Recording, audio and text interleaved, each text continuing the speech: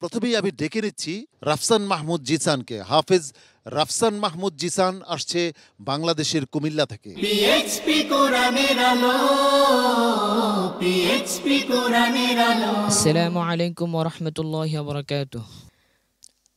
আউযু বিল্লাহি মিনাশ শাইতানির রাজীম। বিসমিল্লাহির রহমানির রহিম।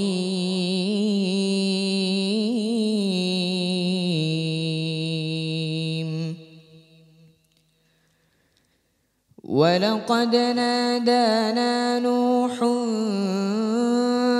فلنعم المجيبون ونجيناه وأهله من الكرب العظيم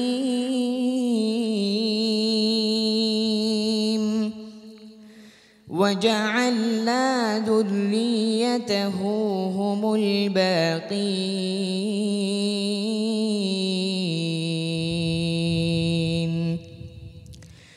وتركنا عليه في الآخرين سلام على نوح في العالمين إنا كذلك نجزي المحسنين إنه من عبادنا المؤمنين ثم أغرقنا الآخرين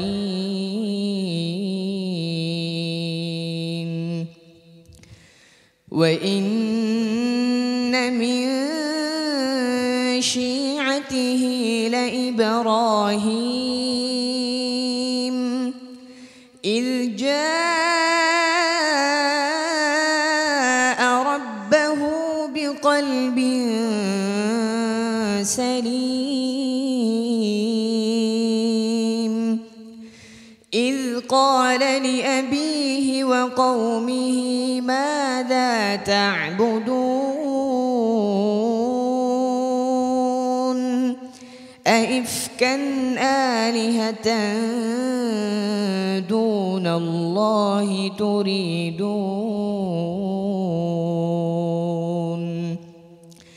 فما ظنكم برب العالمين فنظر نظرة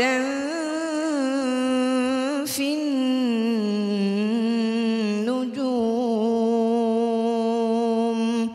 فقال إني سقيم فتولوا عنه مدبرين فراغ إلى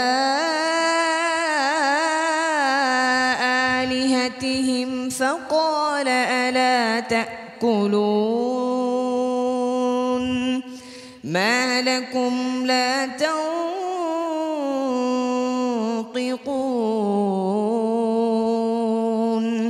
فراغ عليهم ضربا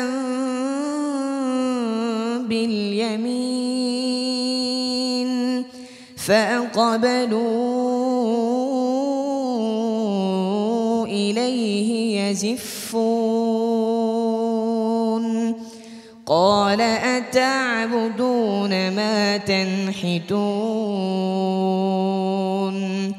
والله خلقكم وما تعملون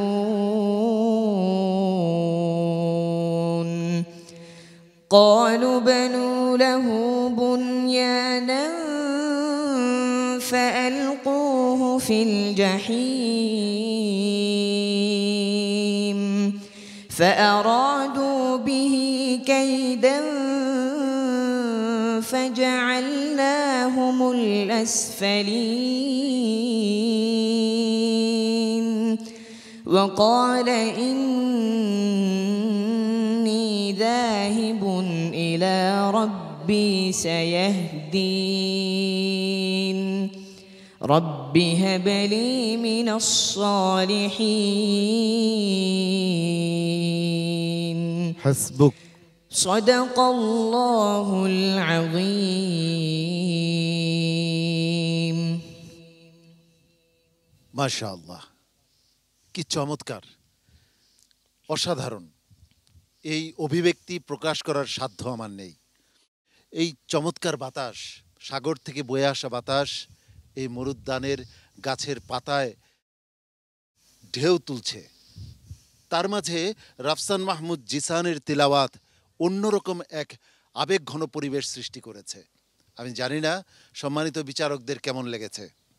জনাব শোয়েব মোহাম্মদ আল আজহারি, খুবই চমৎকার তেলাওয়াত করেছো জিসান তুমি, কিন্তু সুর তুমি মাশাল্লাহ বেশি দিয়েছো, তো সমস্যা নেই, কিন্তু যাতে গুন্নার পরিমাণ, তাজবিদের দিকে খেয়াল রাখতে হবে, গুন্নার পরিমাণটা একটু বেশি হচ্ছিল, এদিকে খেয়াল রাখবে ইনশাআল্লাহ। আল্লাহ তাআলা তোমাকে আরও অনেক দূর এগিয়ে নেক, সে আর দোয়া করছি। রাফসান মাহমুদ জিসান, কেমন লাগছে এই যে দেশ থেকে এত দূরে বাবা মা ভাই বোন সবাইকে ফেলে রেখে প্রতিযোগিতায় অংশগ্রহণ করছো পিএইচপি কোরআনের আলোতে? এটা তো তোমার স্বপ্নের জায়গা ছিল, তাই না? জি কেমন লাগছে? জি, আলহামদুলিল্লাহ আমার কাছে অনেক ভালো লাগছে। শুকরিয়া, তোমার জন্য অনেক অনেক শুভকামনা রইল। আল্লাহ রাব্বুল আলামিন তোমার সামনের দিনগুলোকে অনেক সুন্দর এবং সাবলীল করুন। আসসালামু আলাইকুম ওয়া রাহমাতুল্লাহি ওয়া বারাকাতুহু।